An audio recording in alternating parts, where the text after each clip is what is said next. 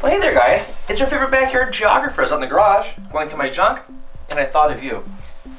You know, it may come to no surprise that I love comic books, especially some of the older Disney ones that were debuting back in the 30s, 40s, and 50s.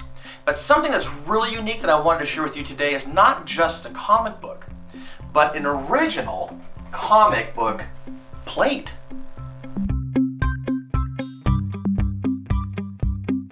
So Disney Comics would begin in the 1930s, and by the 1940s, Western Publishing, which also printed the Little Golden books, as well as Dell Comics, would launch the long-running flagship comic book, Walt Disney's Comics and Stories.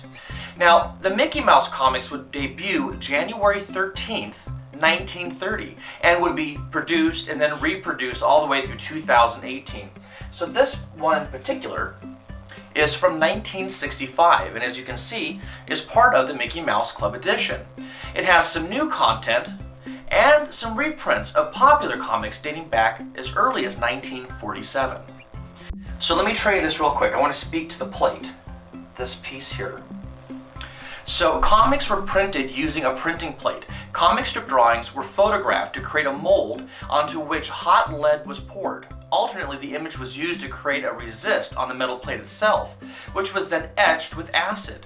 In either approach, the result was a metal printing plate with raised areas. And what's neat is you can see it's actually in reverse. Now, when the printing begins, the individual pages are arranged so that they appear in proper order of when the comic book would be assembled. The sheets of paper are fed between rotating plates, and both sides are printed at the same time. This process is repeated for each of the four colors, called the four-color printing. Now, in the 1960s, some comics would be able to use up to 64 colors, which also interchange patterns. Now, the one that I'm holding here appears to be just the black plate. So again, it's in reverse, and some pieces that you can kind of observe on it is really, really interesting. But this, I don't know, I guess when I think of artwork, this is the original plate that would have been inked for every of this comic book seen around the world. Now, I'm going to go back to the comic book.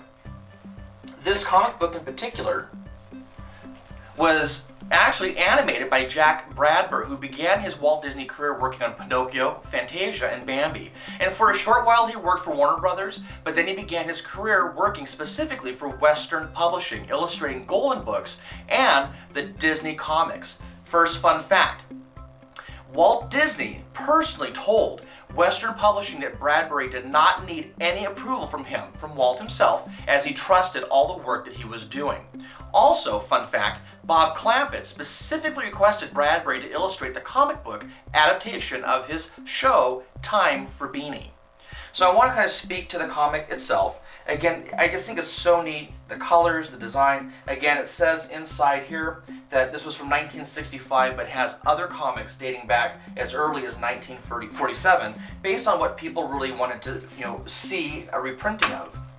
So what I have here in almost the center of the comic book, it says Walt Disney's Pluto. And so it was a special insert from 1955, I believe. Yep, 1955. And this is the original page that this exact plate here replicated. So these are the exact same comic.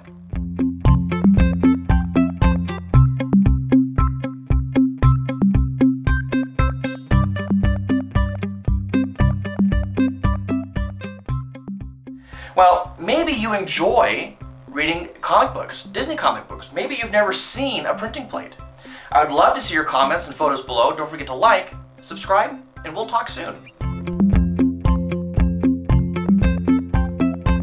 It was poured alternately